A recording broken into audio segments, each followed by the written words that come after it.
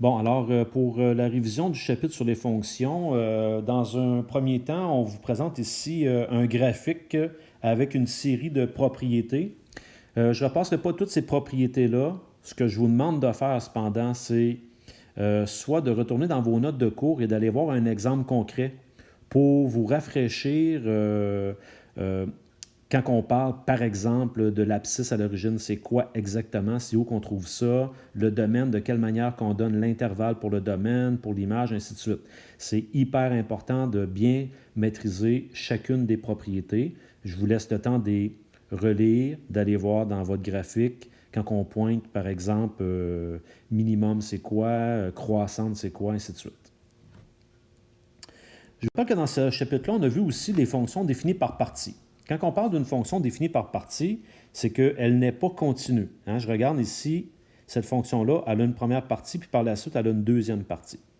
On nous donne, règle générale, les extrémités de nos droites. C'est hyper important. Je viens de dire que ce sont des droites. On se rappelle que des droites, c'est de la forme y égale ax plus b. OK? Donc, c'est de la forme y égale ax plus b. Et on se souvient que notre a, c'est le taux de variation ou la pente. Et la pente se trouve de cette manière-ci. Donc, c'est la différence des y sur la différence des x lorsqu'on prend deux couples. Donc, par exemple, cette fonction-là, elle aurait deux parties. Donc, elle serait moins 50x plus 4000 et l'autre partie serait moins 2,5x plus 675. La raison pour laquelle c'est ça, je peux vous montrer, par exemple, pour la deuxième partie. Notre deuxième partie, là, ça commence au point... Pardon. Donc, ça commence au point 70 500 et ça se rend jusqu'au point 270 0. Donc, on pourrait dire que ça, c'est x1, y1 et lui, c'est x2, y2. Je veux connaître l'équation de cette portion-là. La première chose, c'est ce qu'on mentionnait, le taux de variation ou la pente se calcule de cette manière-ci. Donc, en prenant les chiffres que j'ai ciblés, je vais avoir ici 0 moins 500 sur 270 moins 70, ce qui me donne moins 500 sur 200, qui me donne moins 2,5. Donc, à date, on est convaincu que l'équation commence comme étant moins 2,5x plus quelque chose. Et c'est là que je cible un couple que je vais prendre pour trouver la valeur de b. Donc, par exemple, ici, mettons qu'on prend le point 270, 0 et que je viens le remplacer ici. Donc, ça va faire 0 égale moins 2,5 fois x qui est 270 plus b. Donc, ça fait 0 égale moins 2,5 fois 270 qui donne moins 675 plus b. Donc, j'isole mon b. Donc, je vais faire plus 675 de chaque côté. Et donc, 0 plus 675 qui donne 675. Et je viens d'obtenir la règle de cette portion-là, qui est exactement ce que vous aviez ici. Donc, je viens de vous prouver d'où vient celle-là. C'est hyper important d'aller identifier maintenant, c'est pour quelle partie du graphique. Donc, ça ici, c'était pour les x qui étaient entre 70 et 270. Donc, c'était entre 70 et 270.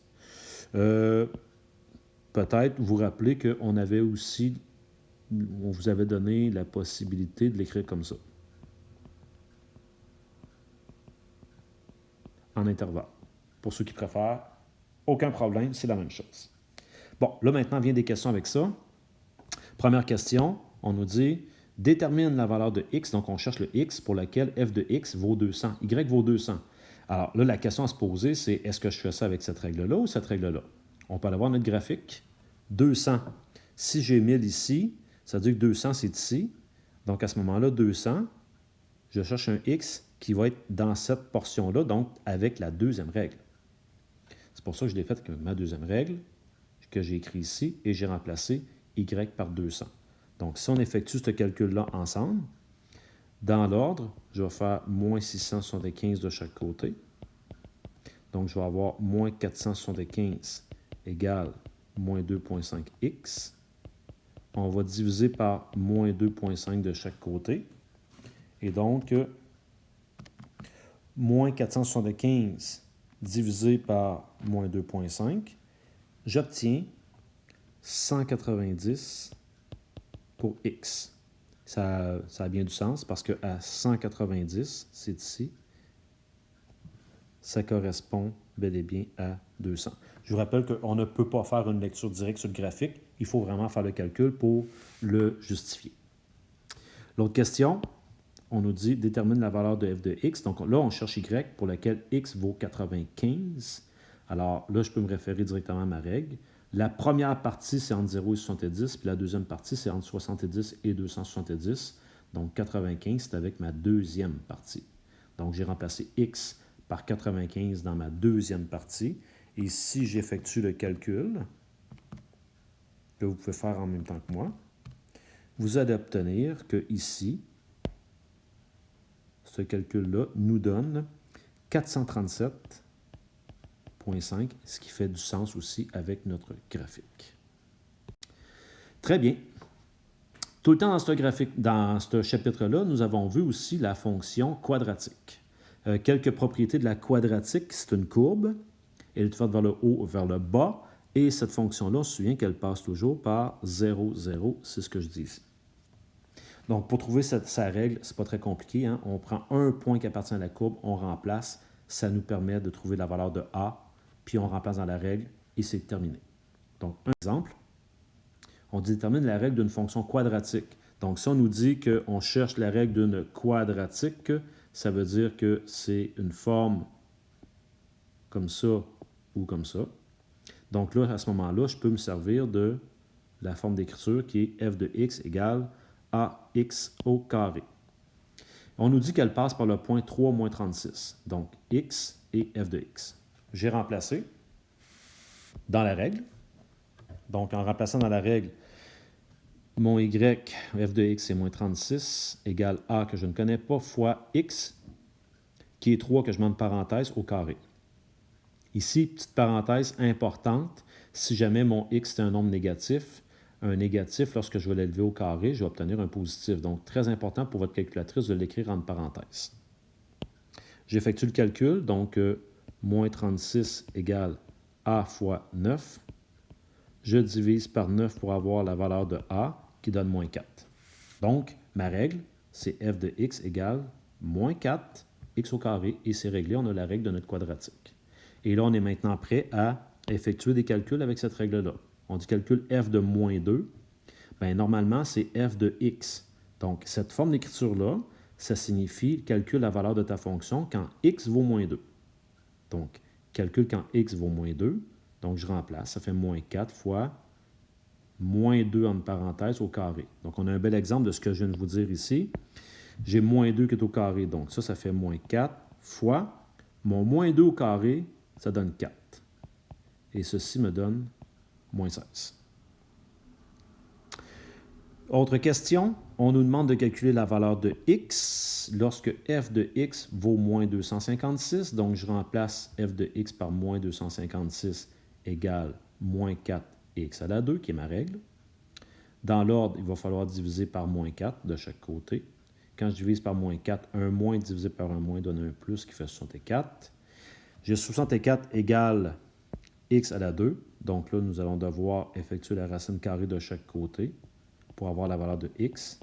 Et je vais avoir ici plus ou moins 8. On se souvient que lorsque j'extrais la racine carrée d'un nombre, j'obtiens plus ou moins sa réponse.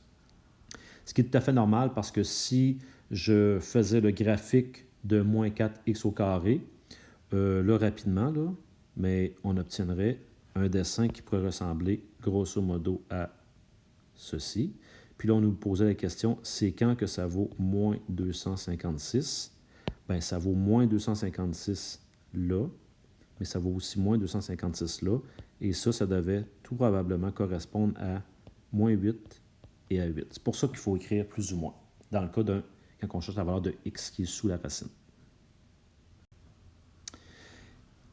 Toujours dans ce chapitre-là, une fonction particulière, la fonction exponentielle. Donc, la fonction exponentielle, qu'on écrit sous la forme a fois b à la x, il faut se souvenir à quoi correspond le a et à quoi correspond le b. Donc, le a, je vous rappelle que c'est la valeur initiale ou l'ordonnée à l'origine.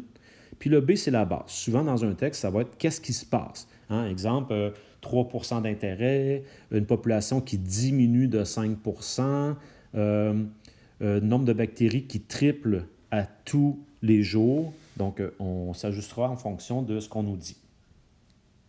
Donc, ici, on nous demande de trouver la règle de la fonction exponentielle. Donc, si jamais on me demande de trouver la règle puis qu'on me dit que c'est une fonction exponentielle, donc en partant, je sais que la forme d'écriture, je vais l'écrire comme ça, c'est a fois b à la x.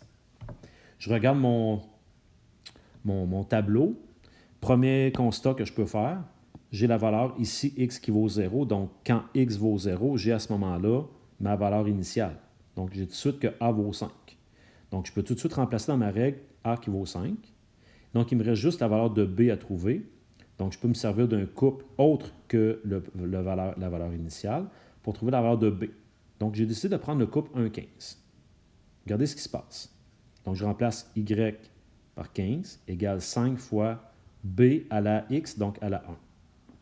Si on poursuit ce calcul-là ensemble, ce qui me donne 15 égale 5 fois b, parce que b à la 1, c'est b. Et en divisant par 5 à droite et à gauche, j'obtiens que b vaut 3. Ça veut dire que la règle que l'on cherchait, c'est f de x égale 5 fois 3 à la x. Avant d'aller plus loin, je vais vous rappeler un concept. Lorsque les x ici sont séparés par des bonds de 1, on pourrait dire qu'ils sont consécutifs. Hein? C'est plus 1, plus 1, plus 1. Je vous rappelle, puis vous devriez avoir ça sur votre feuille de mémoire, que b, on pouvait le trouver aussi en faisant f de x plus 1 sur f de x. Ça dit quoi, ce f de x plus 1? C'est le suivant divisé par le précédent. Donc, exemple, si je prends le suivant qui est 45, puis je le divise par son précédent qui est 15, 45 divisé par 15, ça me donne 3. C'est ce qu'on avait trouvé tout à l'heure. C'est une autre façon de trouver la valeur de b. Je répète, c'est bien important que ça soit lorsque dans ma table de valeurs, les valeurs de x sont espacées par des bonds de 1. Ça marche uniquement dans ce cas-là. Et donc là, ici, on me demande de calculer f de 7. Donc ça, c'est lorsque x vaut 7 dans mon équation. Donc allons-y. On va le faire ensemble. Vous pouvez faire votre calcul en même temps que moi. Donc x vaut 7. Donc j'effectue ceci, c'est 5 fois 3 exposant 7. Prenez bien la touche exposant sur votre calculatrice. Vous devriez trouver 10 935. Donc ça va très vite, un exponentiel. Et l'autre, on me donne la valeur de f de x et il faut retrouver la valeur de x. Donc, on remplace dans la règle. 98 415 égale 5 fois 3 à la x. La seule façon d'effectuer ce calcul-là, c'est dans un premier temps de diviser par 5 de chaque côté. Ne jamais venir multiplier le 5 et le 3. Je ne peux pas parce que mon 3 est affecté de l'exposant x. Donc, quand je fais 98 415 que je divise par 5, j'obtiens 19 683. 19 683, ça c'est égal à 3 à la x. Ici, vous avez deux options. Soit que vous faites du essai-erreur, vous cherchez ces trois exposants à quoi qui me donne ce nombre-là. Si on est chanceux, ça va être un nombre entier. Mais on a vu ensemble qu'il y avait une façon d'y arriver rapidement. Sans avoir vu la théorie, vous pouvez écrire ceci sur votre feuille de mémoire. Là. On fait le log de celui-ci divisé par le log du chiffre qui est sous le x. Donc, essayons ceci, que ça donne. Donc, je fais le log de 19 683 que je divise par le log de 3. J'obtiens 9. Ça veut dire que 9 serait l'exposant à mettre à 3 pour que quand je multiplie 5 fois 3 à la 9 me donne 98 415. Parfait. Il reste une chose qui était la fonction périodique. Qu'est-ce qui est une fonction périodique? Une fonction périodique, là, regardez sur votre dessin ici, c'est une fonction qui se répète. Ça veut dire que si je prends un dessin, par exemple, je pars d'ici et que je fais ceci, puis j'arrête ici, c'est vrai que c'est un petit peu gros ce que je viens de faire là. Je vais essayer de recommencer pour que vous puissiez mieux le voir. Donc, sur mon dessin, avec mon marqueur, si je pars d'ici et que je suis ma courbe jusque-là et que j'arrête ici, je pourrais reprendre ce dessin-là et obtenir l'ensemble de mon graphique en répétant ce dessin-là à l'infini. Alors, une fois que j'ai trouvé ce fameux dessin-là, eh bien, ça veut dire que j'ai ici la période. J'ai juste à calculer cette distance-là et ça me donne exactement la période. Or, ici, ce n'est pas évident parce que nos valeurs ne sont pas précises. Donc, ce que je vous suggère, je vais enlever un peu d'informations et on va aller voir ensemble que ça se pourrait à l'occasion qu'on soit un petit peu plus astucieux pour trouver notre période. Donc, je vous montre l'astuce ici. Donc, dans le fond, quand je commence mon premier cycle, mettons je le commence ici, et que j'arrête ma première période ici, on se rend compte qu'on n'arrive pas sur une valeur précise. Donc, je vais poursuivre. Deuxième période, elle arrive ici, c'est pas plus précis. Ma troisième période, elle arrive ici, c'est pas plus précis non plus. Ma quatrième période, elle arrête ici, et là, je me rends compte que j'arrive exactement sur 25. Alors, ce qu'on peut se dire, c'est que nous avons fait 25 secondes, mais ça, c'était pour 4. C'est pour 4 périodes. Donc, si je veux l'avoir pour une période, bien, si je fais 25 divisé par 4, j'obtiens 6,25 secondes. Donc là, je me rends compte que j'avais préparé quelques petits calculs, mais mes calculs sont erronés. Donc, on va effectuer. Je vais effacer quelques petites choses là, puis on va être capable de faire notre problème ensemble. Alors, je sais que pour faire une période, un cycle, c'est-à-dire quand je pars d'ici et que j'en effectue un au complet, que j'arrive ici, eh bien, ça va prendre 6,25 secondes. Donc, je viens de trouver la période qui est 6,25 secondes. Et là, comment faire pour savoir à 75 secondes, on sera rendu où? 75 secondes qui est vraiment beaucoup plus loin. La première chose, c'est déterminer dans 75 secondes des cycles complets, il en rendent combien? Donc, ce qu'on va faire, on va aller diviser 75 par 6,25 pour savoir dans 75 des 6,25, il en rentre combien? Il en rentre exactement 12. Donc, c'est particulier ici. Donc, il y a 12 cycles complets. Fait que là, ici, je vous dirais que c'est pas très compliqué parce que là, quand on me dit calcule le temps total pour les cycles complets, bien, puisqu'ici, j'ai 12 cycles complets à 6,25 secondes par cycle, c'est ce qui me donne 75 secondes. Donc, il me reste aucune seconde supplémentaire à faire. Imaginez que ça avait été, par exemple, 72 secondes. Bien là, j'aurais pu me dire, OK, j'ai 72 secondes de fait, mais pour me rendre à 75 secondes, il me reste 3 secondes à faire. Et là, j'aurais pu aller voir dans mon graphique, au bout de 3 secondes, dans mon graphique, au bout de 3 secondes, ça correspond à quoi? Mais là, ce n'est pas la situation ici. Donc, on est prêt à faire quelques exemples. Premier exemple, il y a quelques années, Antoine s'est acheté un terrain avec un lac. Au même moment, à chaque année, Antoine analyse l'eau de son lac. Avec les données qu'il a recueillies dans les dernières années, Antoine a établi que la fonction qui représente le nombre de bactéries présentes dans son lac, selon le temps écoulé depuis qu'il l'a acheté, est. Donc, on a la règle ici. Cette règle-là, on se rend compte que c'est une exponentielle. Et cette exponentielle-là me permet de calculer le nombre de bactéries par 500 ml d'eau et en X, qui est le temps écoulé depuis qu'Antoine a acheté son chalet. Et c'est en année. Là, on nous dit, première information, en 2013. Donc, en 2013, l'analyse a révélé que l'eau du lac contenait 480 bactéries par 500 ml d'eau. Donc, on connaît ici le nombre de bactéries. Donc, on connaît son F de X. On ne connaît pas X. Donc, ce que j'ai fait dans un premier temps, j'ai été vérifié en 2013. Qu'est-ce qui se passe? Il y a 480 millilitres bactéries par 500 ml, et ça, c'est égal à ma règle, qui est 15 fois 2 à la x. On va aller chercher la valeur de x. Donc, j'ai divisé par 15 de chaque côté. 4,80 divisé par 15 qui donne 32 égale 2 à la x. Je vous rappelle que rendu ici, soit que vous faites du essai-erreur ou vous passez à notre fameuse formule des logs, c'est-à-dire log de 32 divisé par le log de 2, j'obtiens exactement 5. X, je vous rappelle que c'est le temps écoulé en année depuis qu'il a acheté son chalet.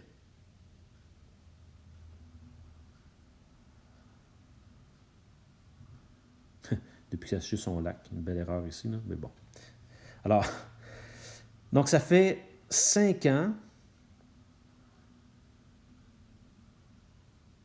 que Antoine a acheté son terrain ou son chalet.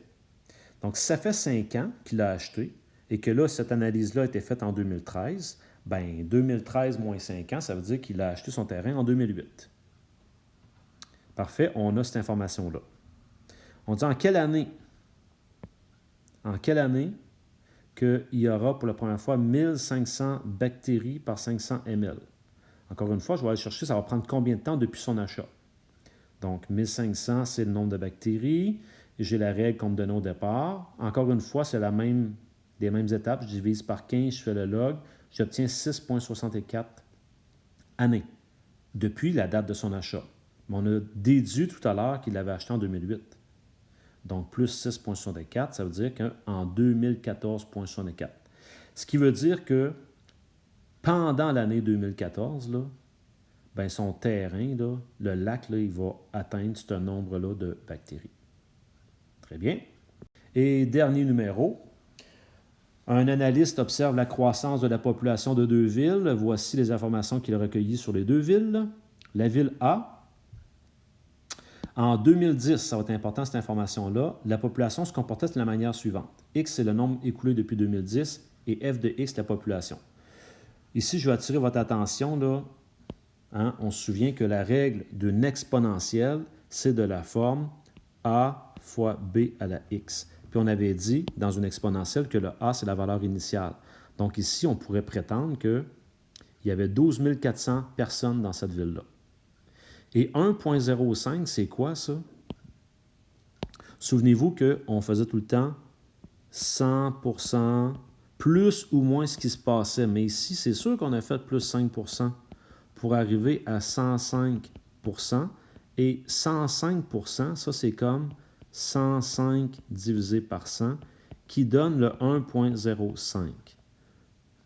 Donc, si je fais le chemin inverse, 1,05, ça veut dire qu'il y avait eu 105%, ça veut dire qu'il y avait eu une augmentation de 5%. Ce chemin-là peut aller dans les deux sens.